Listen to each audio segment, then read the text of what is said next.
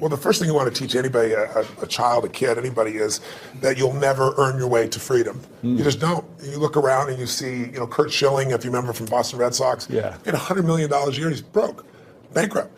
I asked Warren Buffett, I said, what made you the wealthiest man in the world? And he smiled and he said, 3 things.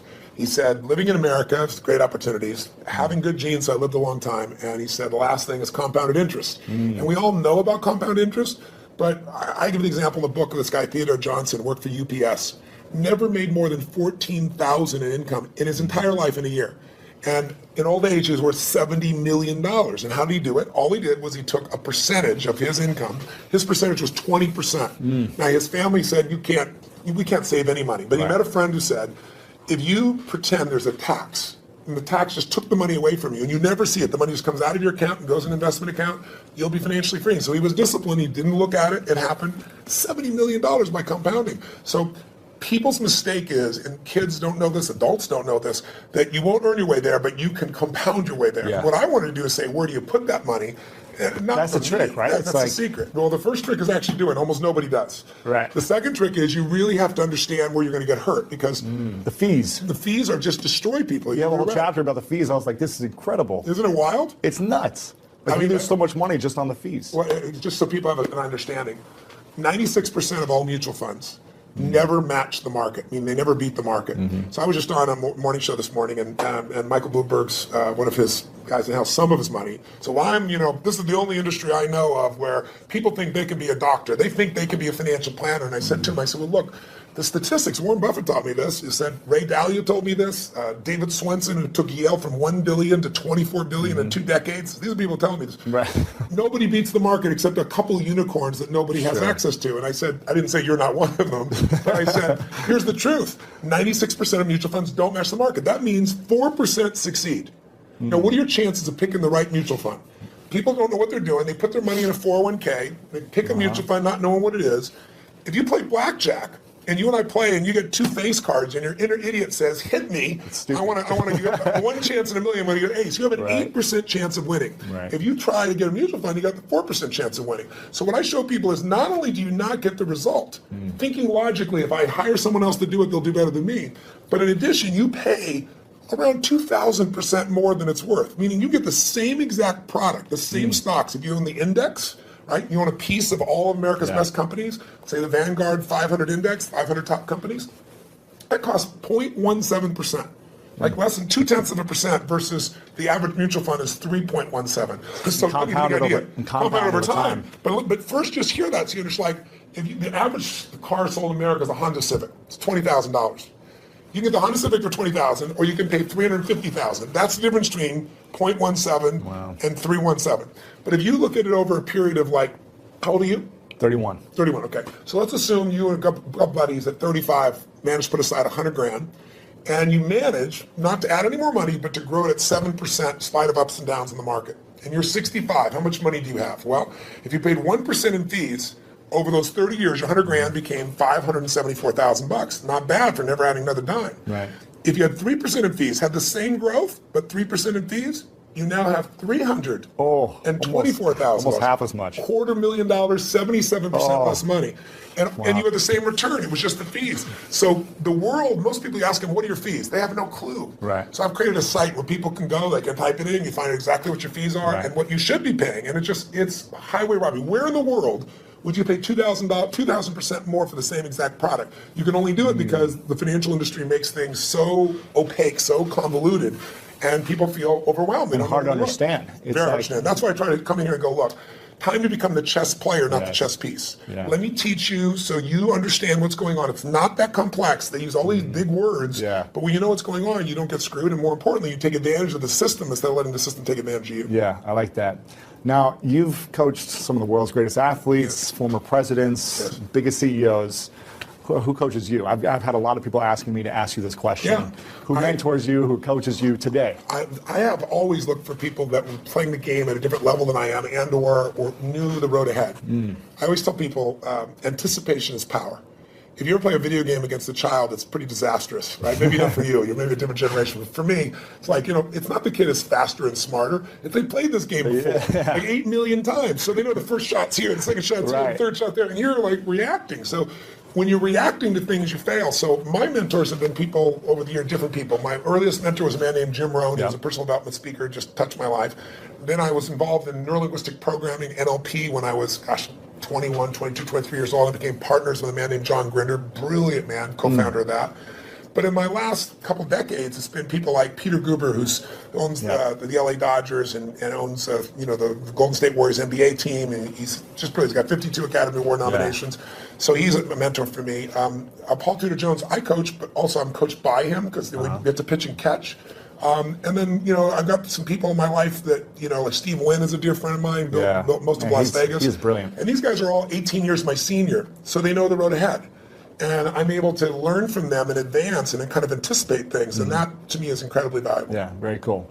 Now, I want to ask you how you personally handle a breakdown. Because I've been to your workshop, and incredible experience. Thank you. And you teach people how to overcome their fears and how to handle breakdowns. But how do you personally deal with it? And do you even have any breakdowns? Yeah, they sent me a list of questions you had just to kind of give me a feedback. That was one of the questions. And I was like, it's interesting. It's breakdowns, it's certainly not something I experience. It's not because I'm so talented or so brilliant or so fearless. It's just, you're like an athlete. You're an athlete. Yeah. You're in shape.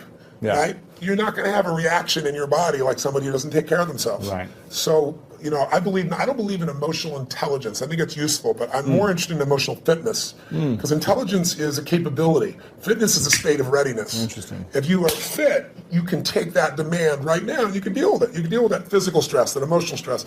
Same thing's true with psychological fitness, emotional fitness, right? So I'm pretty fit, and part of that is not because I'm so smart. Part of it is I've taught this for decades. I remember I had a woman who came to one of my seminars in early 80s probably, and she would run in this room, 10,000 people. I think it was, she went a couple of 10,000 person events, and she would get in this front row and fight her way through there.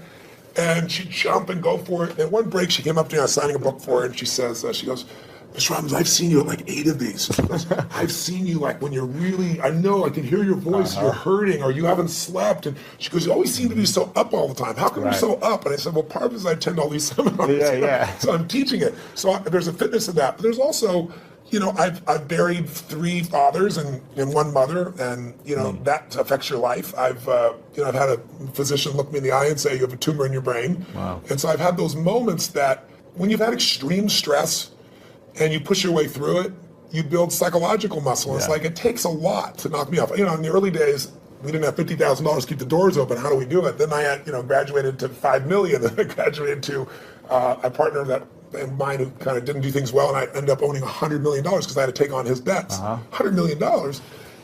But when you do all that stuff, now my companies do $5 billion, a year. So you keep expanding what I would call really the circle of the threshold of your influence. Sure. Everybody has a threshold of control, and if you get beyond it, you kind of freak out. So it takes a little bit more. I can't. So you don't really have breakdowns. I don't have a breakdown. Do I get pissed off or get frustrated or tired?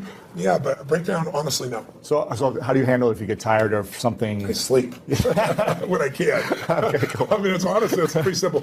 But when I've had challenging times, I have so many tools. Yeah. I pull them out. And mostly it's just like you as an athlete. You don't just physically break down. Right. You take care of yourself. So you're constantly training that. I think most people don't train their mind and emotions. It's like I think the most powerful muscles to me are not physical, as strong as important as they are. It's like faith is a muscle, courage is a muscle, determination is a muscle, playfulness is a muscle. Passion unexpressed weakens. Faith untested gets smaller. Yeah. So I'm always, I call it deep practice. I'm always pushing myself to the edge, and pushing yourself to the edge makes you stronger. Yeah. In the book, I was really excited to hear you talk about, you say the secret to wealth is gratitude. Somewhere in the book it says that. And I think maybe it was someone else you were referencing. Yes, it came from Sir John Templeton. And every day I practice gratitude. When I wake up, and every night I always try to say to my girlfriend or someone I'm talking to before I go to sleep, 3 things I'm most grateful for. That's great. Now, why? So I was pleased to see that. I was like, I'm on the right track if I'm living in gratitude, but why is that the secret to wealth? Well, Sir John Templeton is probably one of the greatest investors in history. People don't know his name. He started out with nothing. He wasn't Sir. He wasn't from another country. He came from the U.S. And he decided that he wanted to understand wealth, and so he saved $10,000, a huge amount of money in those days. And when Hitler invaded Poland, he developed a belief. His belief was, you make your money in times of maximum pessimism. Like if you were around in 2008, 9, you remember what it was like, right? Yeah. You could have bought the Sands in Las Vegas, you could have bought their stock for $2.28. Today it's $67. Wow. It's a 3,000% return. It's not bad. You could have bought Citibank for less than $1, right? So people in those times, he understood that. And so what he did was, and everybody thought the world was going to end, he took $10,000, he bought every stock on the New York Stock Exchange that was $1 or less, including companies everybody thought were going bankrupt. But when things are bad, people think it's going to be bad forever. When things are good, they think it's going to be good forever. And they're always wrong. Life's cyclical. So there's a season for everything. So once we got through World War II and went a few years later, guess what? Those same stocks made him a billionaire. So when I asked him, I said, what's the secret to wealth? His response when he touched me, he goes, you know it, you teach it. I said, what's that? He said, gratitude. And I said, why do you say that? He said, because if you got $1 billion and every day you live pissed off and frustrated, the quality of your life is called pissed off and frustrated. Right. But if you have nothing, but you're euphorically grateful for whatever you have, you're the richest person that you're going to know. He said, so it doesn't matter how much money you got if you don't have gratitude. So I do the same thing, by the way. I have a process I call it priming, where I get up every morning. I do mine in the morning. I do this radical change to my body, kind of alter my state. And then I do 10 minutes, I never miss. And my first 3.5 minutes is what I'm really grateful for. And I make myself think of at least one of those three that's something really simplistic instead of something giant. The wind on my face, the look in one of my kids' eyes, something of that nature. And then I do 3 minutes of strengthening, healing, and do 3 minutes of what I'm going to create my world. And I do that for a minimum of 10 minutes every day, because I believe you have to condition it. You don't just hope that stuff shows up. You set your intention each morning. Well, no, every day. Yeah, every very day. cool. So what are you most grateful for recently in your life? Gosh, so many things. Well, it's Thanksgiving, so one piece. Well, one is my daughter is 40 years old, and she's been wanting a child forever, and she's going to bring me a grandson in a few months, which is kind of cool. Congratulations. Thank you very much. That's cool. But also, it's Thanksgiving, so for me, it's a very emotional time, because my family was fed when I was 11, and we had no food at Thanksgiving, and it touched me so deeply, and I decided I was going to give back. So when I was 17, I fed 2 families, and then 4, and then 8, and then I didn't tell me I was doing it, and then I got my friends to do it, and my companies grew, and I've fed 42 million people now over 37 years. And but you have a challenge for this, right? Well, this one, what I did is I decided, I'm writing this book, and in the middle of writing it, last summer, most people didn't even notice, Congress cut food stamps. They don't call it food stamps anymore, but I lived on them, so I know what they are, food stamps, with my family. Family lived on them. But they cut it by 8.7 billion, which means you eliminate 2 million people from the rolls overnight, and they still need to eat. Wow. So I support all these nonprofit organizations, and Feeding America is the largest in the country. And so I thought, I want to call attention to this. So if I donated all the profits of this book in advance, how many people could I feed? Because I normally feed 2 million through my foundation, and I match it. So I feed 4 million a year.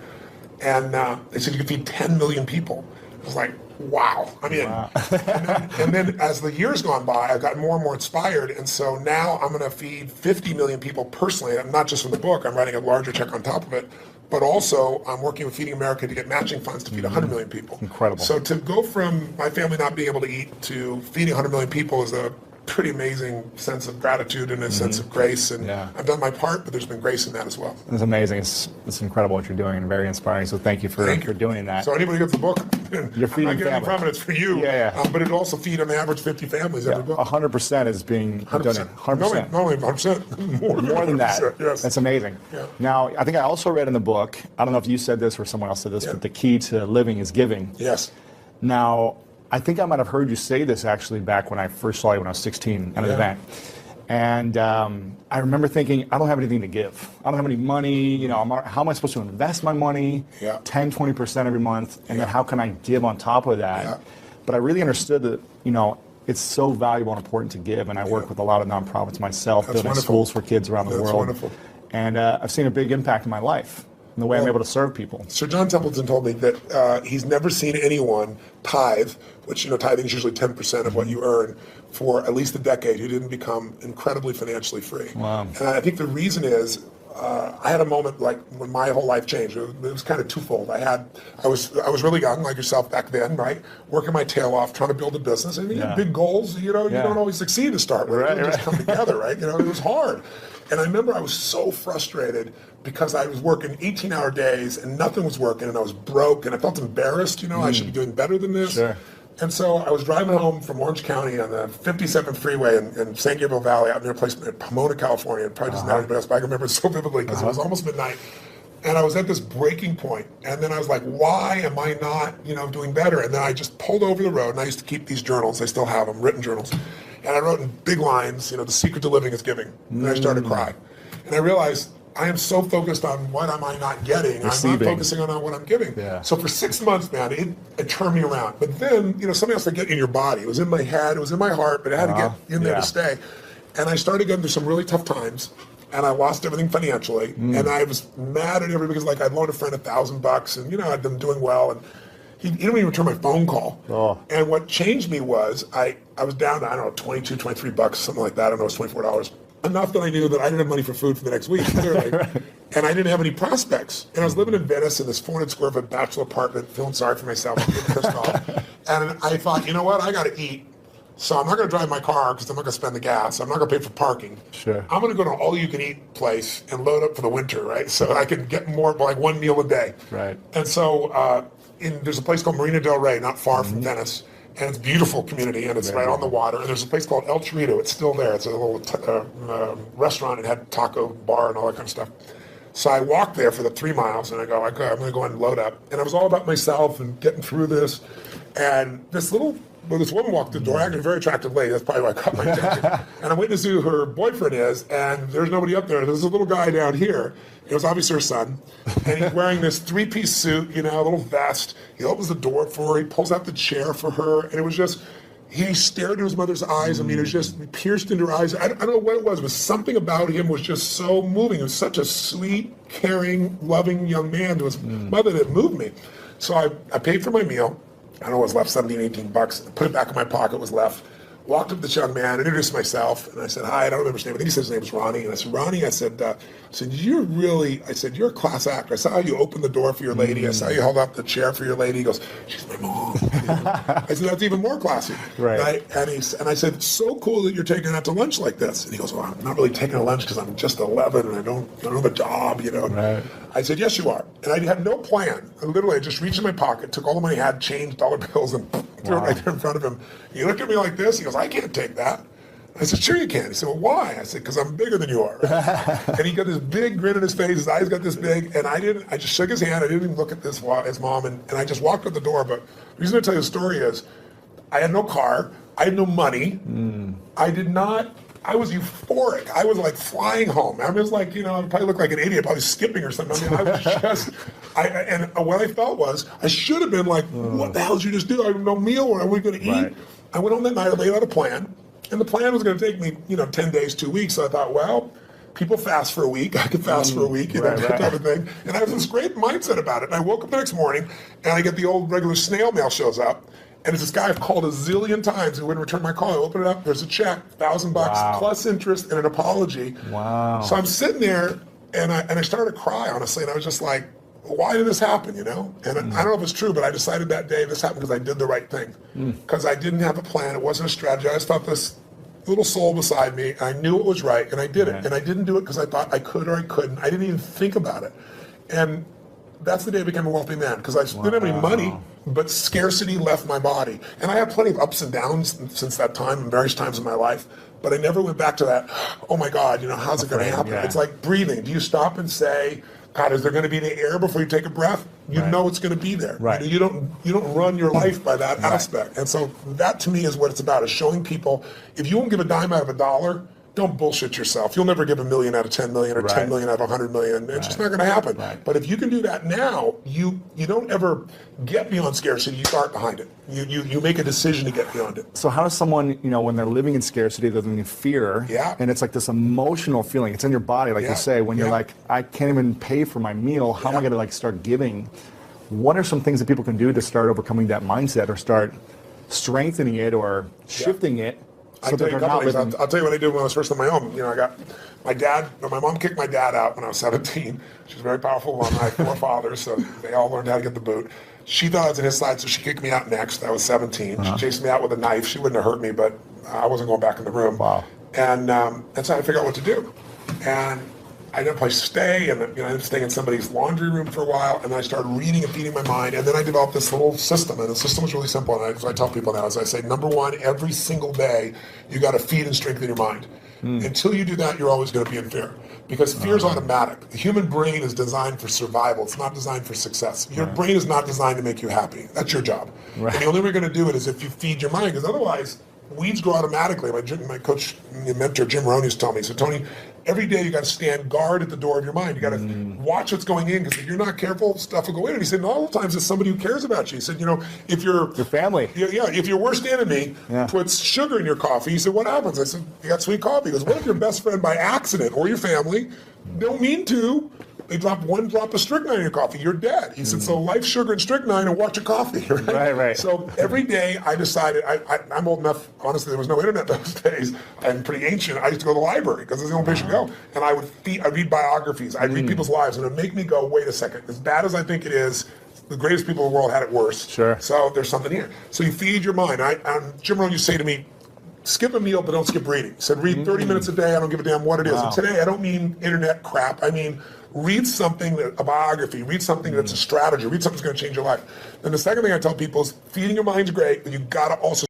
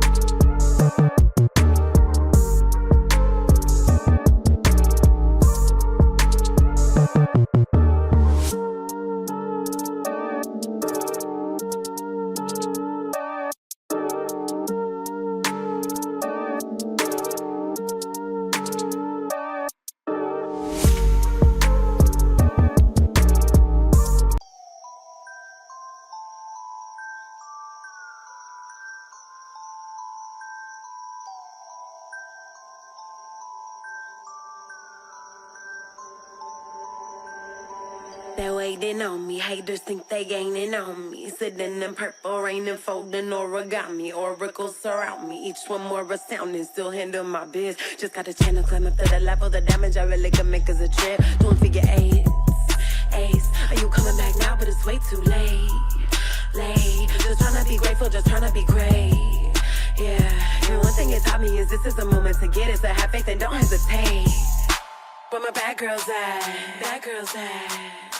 From the front to the back, front to the front, to the front, to the front, to the front. But it work right now, work right now. Put it work, let me see, put it work. Put it work, let me see, put it work. Work. Put it work. Put it work.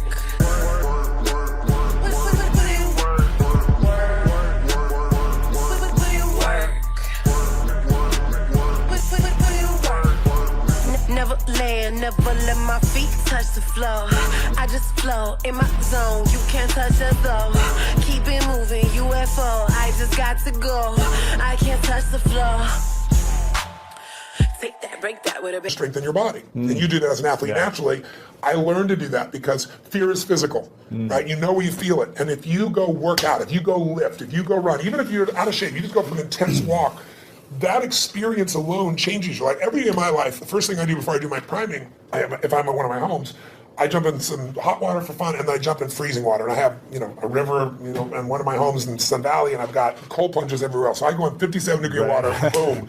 And what it does is it's teaching my brain, I tell my brain what to do, and it does it. It doesn't feel like it, doesn't want to do it, and every cell in your body is alive, right? So it doesn't have to be 2 hours worth of something. It can be something you do for 30 seconds, but it's training your body to be strong, because a strong body creates a strong mind and vice versa. Yeah. The third thing I tell people is find a role model. It seems impossible until you see somebody who's done it. So, Ray Dalio is one of the greatest investors in history. The guy was a caddy, right? His dad was a jazz musician. His mom was a homemaker. He's worth $14 billion. He found someone to mentor him. He found multiple people to model. Right. You don't always find a mentor, but you find somebody you can model. And when you start seeing that somebody else can do it, and you see they really did, you start to believe, you start to get certainty. And then the fourth thing I tell people is it's massive action and constantly change your approach. And then it's find somebody worse off than you are and help them.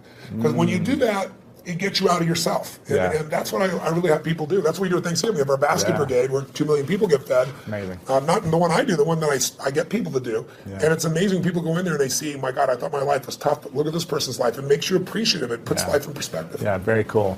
Now, talking about feeding the mind, if you could only leave 3 books behind, it's the end of your life. 3 books behind to your kids. Yes. And or the message to the world of like, here's the 3 most important books that you should read. That's tough. What are those 3 books that... All the books I've read through. You can only pick 3. That's a tough one. I don't know if I can do that, but I'll tell 3 off the top of my head. I'd say Man's Search for Meaning, Viktor Frankl, because all of us in our lives are going to experience extreme stress. I don't care how much money you have, I don't care how much people love or respect you, you'll have your time. It might be a health issue in your family, it might be something happens to the economy, something happens to all of us.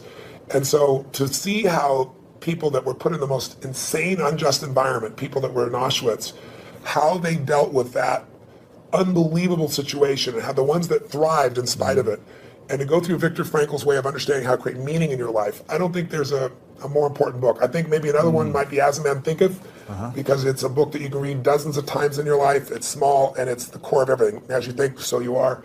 I mean, obviously the Bible is an extraordinary book, or whatever religious document a person believes. I'm personally a Christian, but I tell people whatever you believe, you need to practice it, whatever it is. Because there are many different ways of connecting, to what has created us. And then that's 3 already, but I give you one more. I think another one that's important would be understanding the life cycles of humanity. There's a book called Generations. It's a big book. It's, I think, 1,000 pages, 800 pages. Bigger than this book. Much bigger than this book. But it's a book worth reading because it shows you how, as every 100 years, 80, 100 years, we run through the same cycles. Like what we've just gone through economically in 2008 happened 80 years before. And you can go through 1,000 years of Roman history and you see it. And then when you begin to be able to anticipate what's coming, you know how to take advantage of the season. Some people freeze to death in the winter. People that are prepared might snowboard or ski and have a good time. So it's a brilliant book, and it's by Strauss and Howe. It's worth reading. Cool. All right, so those are 4. I'm curious, why didn't you recommend one of your books? I don't think I'm the best book in history. I'm just teasing. I'd frankly have put some in an event. Exactly, yeah. Events are incredible. This is a question from your son. Yes. And I said, is there any question you haven't asked your dad that you're still curious about? And he said, yeah. He's pretty calm, actually. He's a calm guy. He's not outrageous like you. He's pretty outrageous. And he said, my dad does everything on such a big scale. Everything is big. Everything is huge, impactful. It's like the biggest it can be, the best it can be. Yeah. He said, but I wonder what's something small he's done that he's so proud of. So is there something small you've done? An example was you giving money to, that child. It was a great example of that. But is there something recently you've done that's so small that you're like really proud of? A lot of people don't think proud is a good term. I think it actually is. Ego is edging God out. That's when you make shit up to make yourself feel good. But I think if you've really done something, you have, and no one could take that from you. And so I'm proud of who I am as a man. I'm proud of the things that, what goes on when the camera's not on. And there are people around me all the time that will tell other people stories about what I'm really like. So I don't have to communicate that to people. It gets shared.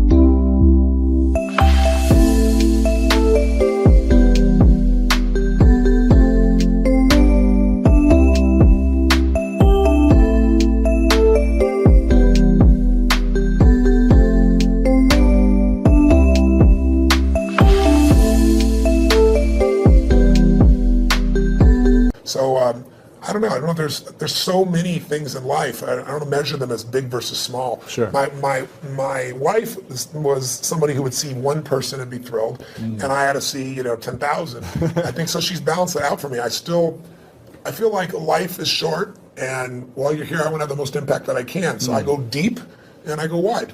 But every interaction to me is an important interaction, and sometimes that interaction is just being kind. I know it sounds stupid, but kindness can, to the right place at the right time. You know, somebody can be suicidal, you don't know, and you're being kind, and it changes their state. Yeah. It's an interesting story of there's a gentleman who wanted to kill Nixon, and he couldn't get access to Nixon.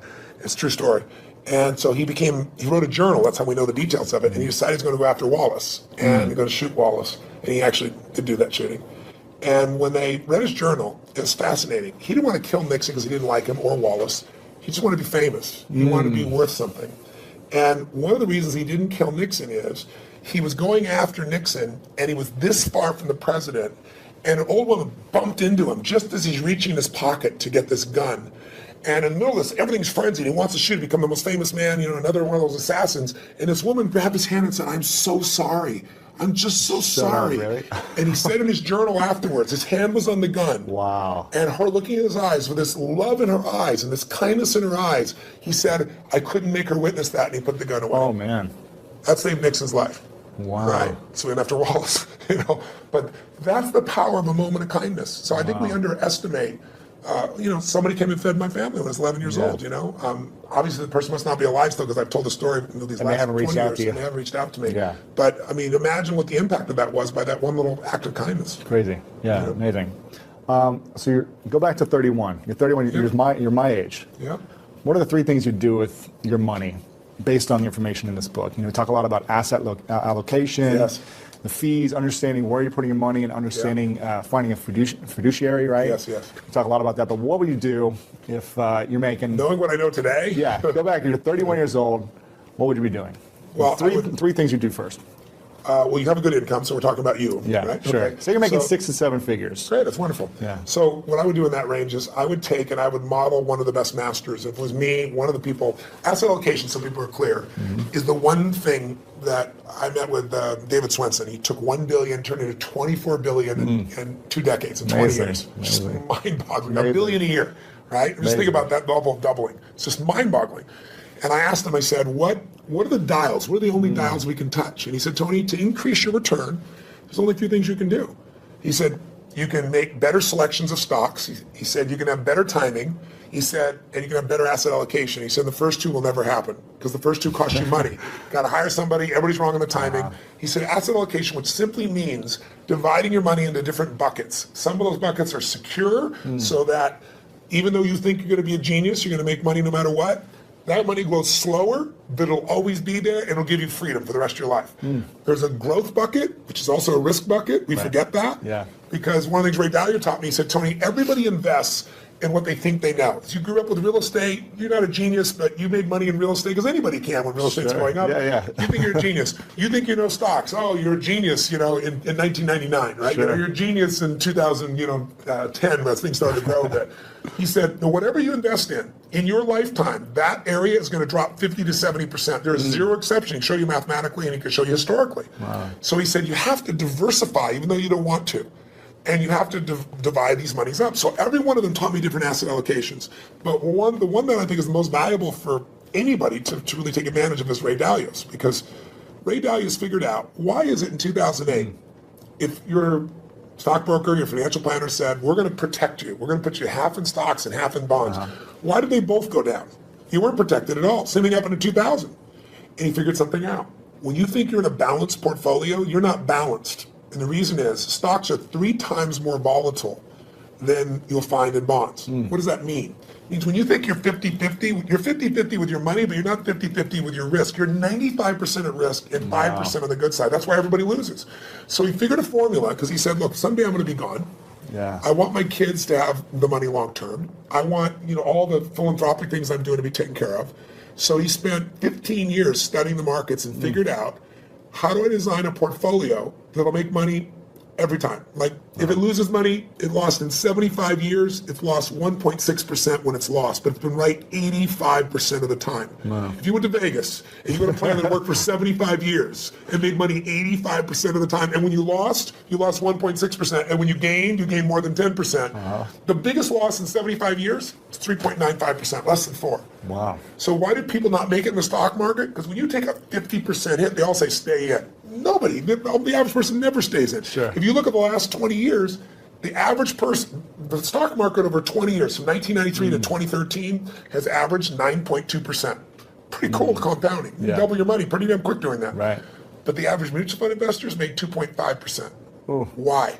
Because they freak out, they sell when it goes down, they buy when it's looking good, it's just the wrong time to buy it. They don't know what to do. So what Ray Dalio's strategy does, and by the way, he's never shared this strategy ever publicly. And he gives it in here. He gives it in here, which is mind-boggling. Now, Cool. I pushed him, I teased him, I cajoled him. In the end, I said, look, you're not taking any more money. Help the average guy out. He lays it out. You can do it yourself, or you can have someone else do it for you, but it takes 15 minutes a year and 85% success over 75 years. Wow. And I could take any time period, the last 30 years. He lost money 4 times. One of those was 0.003%, so it's really break even. So, and again, the most he ever lost, less than 4%, average 1.9%. Right. So if you're looking for a plan, I'd put some money there. Then the other money that I would do is I'd take some of that money and I'd look at what are the biggest trends. I have a lot of my money also in senior housing. And the reason is twofold. It's a demographic inevitability. There's this giant wave of baby boomers, and there isn't enough senior housing to take care of them.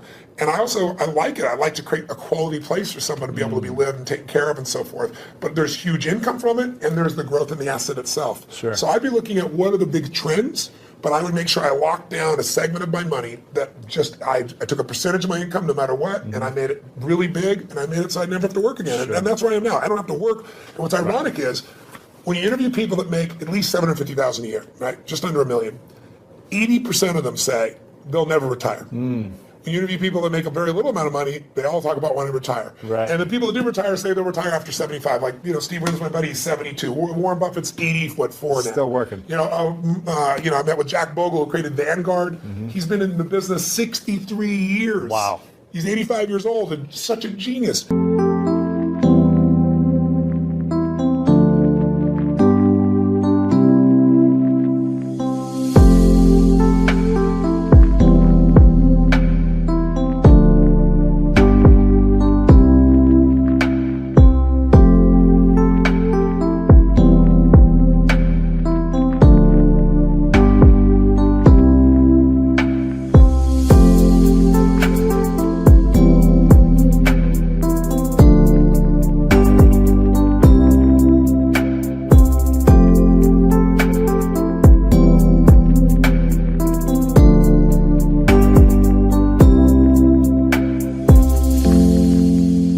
Down there, he spent 4 hours with me, by the way. He came by for 45 minutes. He wrote in the book here, he goes, Tony Robbins came by for 45 minutes. 4 hours later, I had the most provocative and probing interview of my life, he said.